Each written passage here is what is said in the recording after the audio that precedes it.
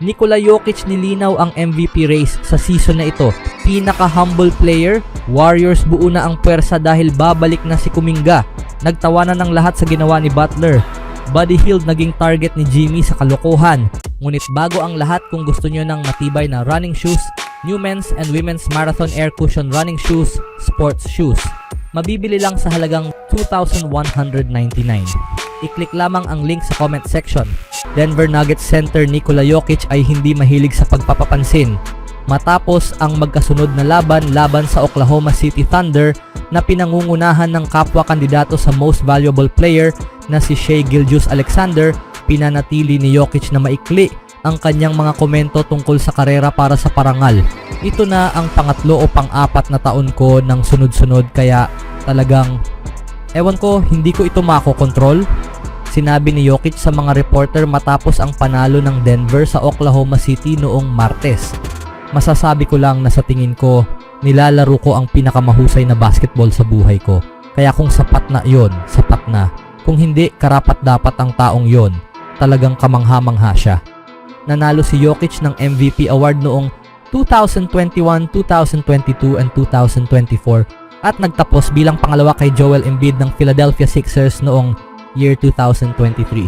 Sa laban noong Martes, nagtala si Jokic ng 35 puntos, may 18 rebounds, 8 assists, 1 steal, 1 block at 1 turnover lamang sa loob ng 40 minuto.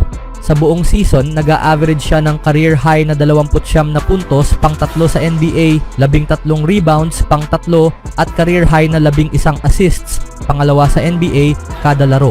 Bukod pa rito, mas madalas siyang tumitira ng 3 kaysa sa mga nakaraang season, umaabot sa 6 attempts per 100 possessions. Bago ang laban, nakalista si Jokic bilang questionable dahil sa right elbow contusion at left ankle impingement. Sinabi ni Nuggets coach Michael Malone sa mga reporter na pagkatapos ng kanilang pagkatalo sa parehong arena noong linggo, kinausap niya si Jokic upang talakayin ang posibilidad ng pagpapahinga sa pangalawang laro ng back-to-back. Ibinigay ko sa kanya ang mga kamakailang minuto niya, 45 minuto, 41 minuto, 39 na minuto, 38 minuto na may napakasamang bukong-bukong at siko, sabi ni Malone. Kaya hindi ito isang laro para magpahinga. Ito ay bugbog na ang taong ito at may 18 laro pang natitira. At ang gusto ko kay Nikola, ang sagot niya, hell no. Tara na coach, maglalaro ako. Hindi na kailangang pag-usapan pa na yan. Pagod ba ako? Oo, lahat naman pagod. May mga iniinda ba ako? Oo, lahat may iniinda. Pero gusto kong maglaro at sa tingin ko, bahagi rin nito ay natalo kami at gusto niyang pangunahan ng koponan at humanap ng paraan para makuha ang panalo ngayon. Tinawag ni Malone si Jokic na isang brilliant na tao na may brilliant na pag-iisip at ang pinakamahusay na manlalaro sa mundo. Sa laban noong Martes, sinabi ni Malone na kamangha-mangha ang makita si Jokic sa team huddle, may hawak na whiteboard at kinausap ang ilang mga kasamahan namin tungkol sa aming zone defense. Hindi tulad ni Jokic, masaya si Malone na ipagtanggol ang kaso na dapat maging pang-anim na manlalaro sa kasaysayan ng NBA si Jokic na may 4 na MVP awards. Malinaw si Shai Gilgeous-Alexander ay isang mahusay na manlalaro at kung manalo siya ng kanyang unang MVP, karapat-dapat siya roon, sabi ni Malone sa mga reporter. Ang punto ko ay ganito, kung hindi mo alam na nanalo na si Nikola ng 3 MVP at ipinakita ko sa iyo si Player A at Player B sa papel at wala kang ideya kung sino sa kanila ang nag-a-average ng triple-double, sino ang nasa top 3 sa 3 pangunahing statistical categories, mga bagay na hindi pa nagagawa ng sino man. Panalo siya sa MVP ng 10 beses sa 10. At kung hindi mo iniisip yon, para sa akin, puno kayo ng kalokohan.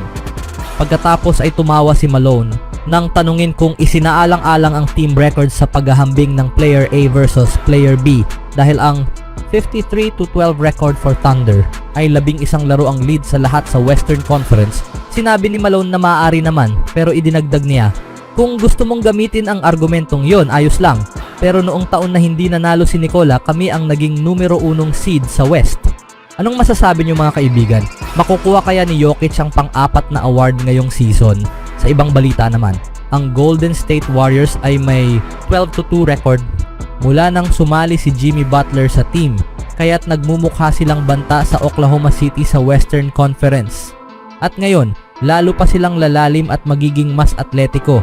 dahil si Jonathan Kuminga ay nakatakdang bumalik sa Biyernes ng araw sa laban ng Warriors kontra Kings ayon kay Anthony Slater ng The Athletic. Matagal nang hindi nakakapaglaro si Kuminga mula noong Enero 4 dahil sa isang injury sa bukong-bukong na tinawag ni Coach Steve Kerr na brutal. Sa season na ito, naging malaking bagay si Kuminga sa team ng mag-average ito ng 17 puntos at 5 rebounds kada laro. Ilan sa kanyang pinakamagagandang laro ay naganap bago siya ma-injury, kabilang ang magkakasunod na 34 na puntos na performances. Isa sa mga hamon para kay Kerr ay kung paano niya pagsasamahin ang lahat ng piraso ng kanyang roster. Parehong naglaro si Kuminga at Butler ng higit sa kalahati ng kanilang minuto bilang power forward na siyang natural na posisyon din ni Draymond Green. Gayunpaman, isa itong magandang problema dahil dinadala ni Kuminga ang kinakailangang athleticism sa team. Gayunpaman, isa itong magandang problema dahil dinadala ni Kuminga ang kinakailangang athleticism sa team. Ang magiging takbo ng natitirang bahagi ng season at playoffs ay maaari ring makaapekto sa kung saan mapupunta si Kuminga sa susunod na season. Nabigo siyang makipagkasundo sa Warriors para sa isang kontrata bago magsimula ang season.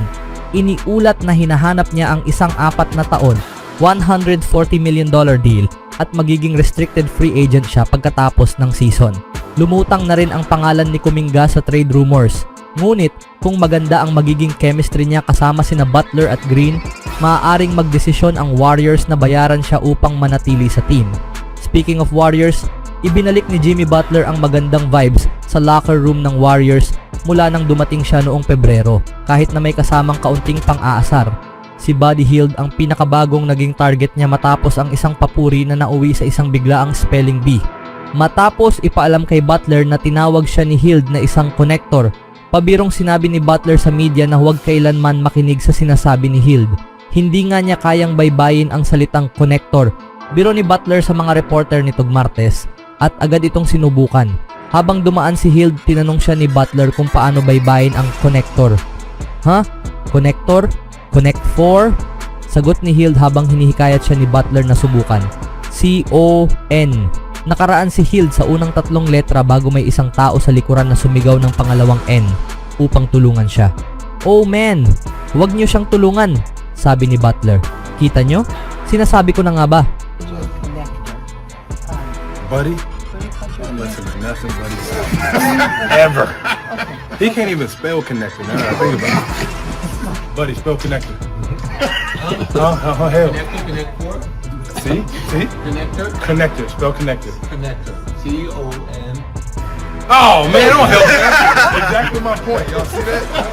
Simula nang i-trade ng Warriors si Butler noong Pebrero 5, palitan na ng asaran ang naging bonding nila ni Hield. Ngunit hindi lang sa saya at asaran nagdala ng epekto si Butler. Mula nang sumabak siya sa laro para sa Golden State, nagkaroon na sila ng magandang record sa team. Bukod sa kanyang husay sa court, ang presensya niya rin ay nagdala ng bagong enerhiya at kumpiyansa sa grupo. Sa kanilang panalo laban sa Portland Trail Blazers noong Martes, nagtala si Butler ng isang triple-double, dahilan kaya't napalakas ang papuri ni Hield sa kanya. Isa siyang connector sa magkabilang dulo, sabi ni Hield sa mga reporter sa Chase Center. Alam niya kung paano manalo, alam niya kung paano maglaro. Agresibo siya sa depensa, isa siyang veterano na nakaharap na sa iba't ibang defensive schemes. Alam niya kung paano kami pakalmahin kapag kailangan namin ng puntos. Tulad ng sinabi ko, isa siyang mahusay na connector sa parehong dulo at kaya siya nandito. Pero mukhang yun na rin ang huling beses na bibigyan ni Hield ng papuri si Butler. Anong masasabi niyo mga kaibigan sa vibes ngayon ng Warriors?